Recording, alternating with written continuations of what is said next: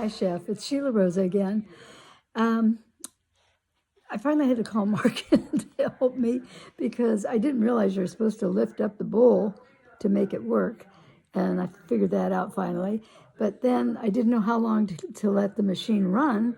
So he said, no, Mom, just until it's combined and then just leave it alone, let it ferment and sit for the 4 to 6 hours. So that's what I'm doing now. It's still in the same bowl, sitting on the counter, and I'm going to leave it there for 6 hours, and then I will get up at about 1 in the morning and put it in the refrigerator, because obviously I'm not going to work with it at that point. So I hope that this is okay. I hope it doesn't stress out my dough. Anyway, I'll work with it again tomorrow.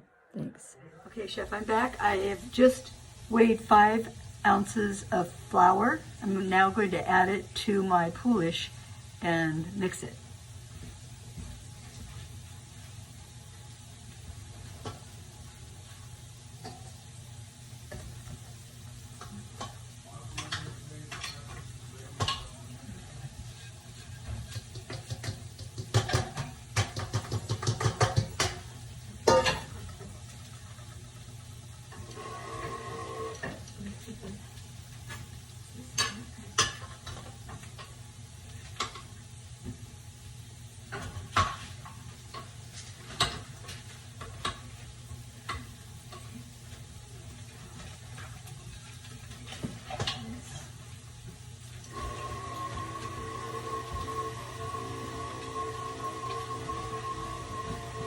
I hope you can see this.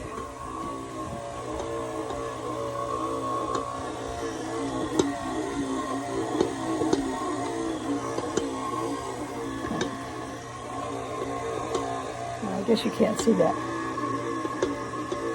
It's looking pretty good. It's pulling away from the edges.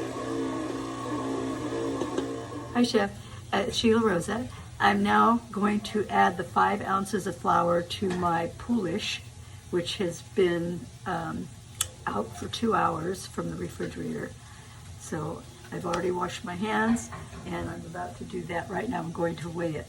Chef, this is how my dough came out after mixing it for 7 or 8 minutes. And it doesn't look at all like yours. It's very tough. It almost looks like it doesn't have enough moisture in it. But anyway, I just wanted to show you that. It doesn't look like I can even work with it. But I'll see what I can do here. Thanks. Hi, Chef. I'm right now in the process of making my second French bread. The first one had to be thrown out. I think what I did was overmix it, and it was totally tough. I couldn't do anything with it at all, no kneading whatsoever. So I'm starting over, but I'm going by this recipe using my active yeast and warm water. So I put that in, and I put in a cup of the flour and the yeast, and now I'm adding the salt to my ingredients, blending that just a little bit, and then I'm going to add the flour, the rest of the flour, gradually. I have my trusty paste, what do you call this, spatula. Okay, a little bit more.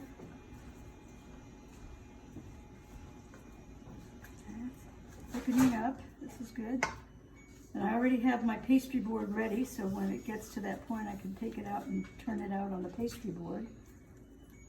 Starting to thicken up a little bit. This is good. Okay, it's getting there.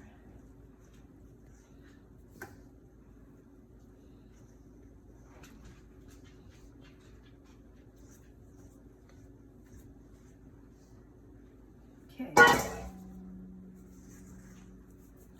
See it better this way.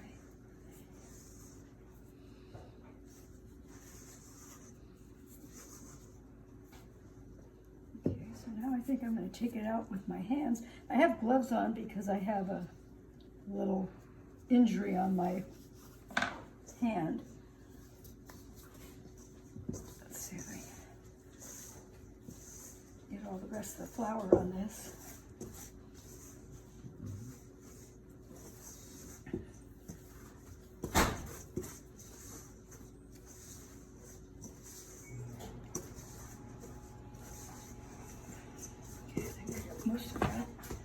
I'm good. Oops, dear me. Okay, put this out.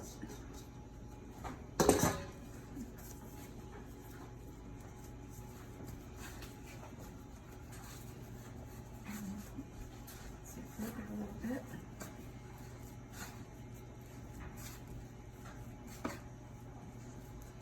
It's a little bit sticky.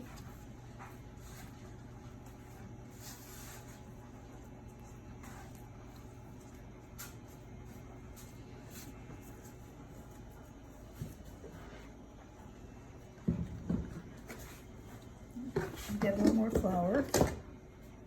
I have a, thank you. Okay.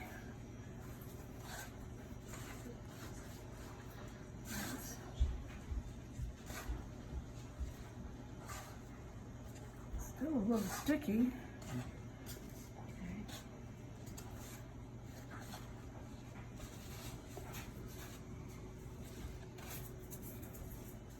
Okay, hi Chef, Sheila Rosa again.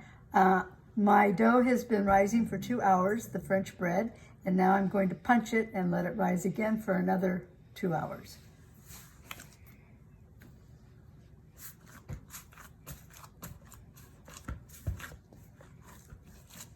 Okay, does that look good? Hi Chef, it's Sheila Rosa again. I am now at the point where I have let the dough rise for a second time for 2 hours. I'm ready to punch it down and divide it into 4 parts. So I have my dough ready, my flour ready to divide it into 4. And then I have my cookie plate, or my baking tray ready with, I didn't have any cornmeal, so I'm using a little polenta as a substitute. I hope that works. Anyway, so there you have it. I've already cleaned and sanitized my area. I have gloves on because I have a sore on my hand, and I think I'm ready to go. Okay.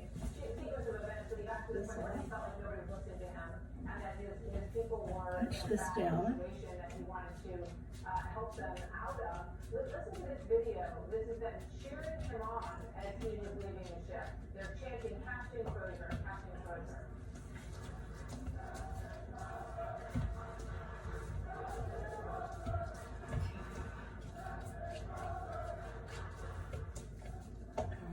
And that's what folks, General Keenan was getting to feel like he had their back. Well, to my point, I mean, he's a larger than life figure on that ship. Everybody knows who he is, and you can see the send-off that he's getting from many of the crew members. Obviously don't agree with that decision. They're emotionally invested in this themselves. I go back to my original point. I mean, it's an unfortunate situation. I think it could have been better handled. I believe when you're dealing with issues that take place in to that chain of command, they know the facts, they know the people involved. Let them make the decisions and the assessment about that. There's some people in the Pentagon making decisions about a guy who's running a ship out of the Pacific. I think that's well intentioned. You have the authority to do it, but I think if we're better served that we leave it to people much closer to the problem. General Keenan, always good to get your thoughts. Thank you, sir. Good to see you tonight. Yeah, good talking to you, Mark. Hi Chef, it's Sheila Rose again.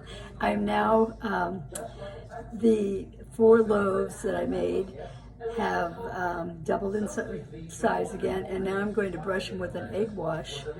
So I have a little bowl, and I'm going to do the egg white. Atlantis 1600.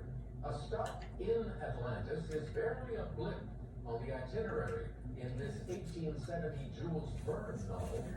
Jeff, what is 20,000 leagues under the sea? Correct. Atlantis 2000.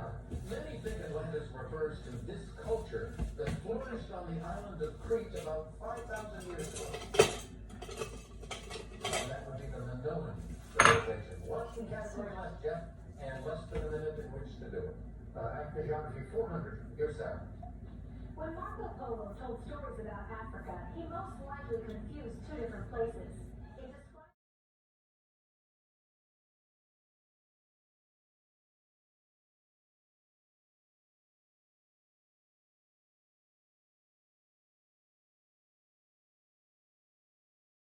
Hi Chef, it's Sheila Rosa.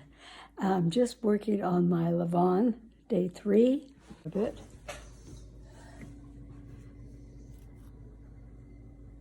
Let's see if you can see it. That's my dough resting. I think it looks pretty good actually, but we'll see.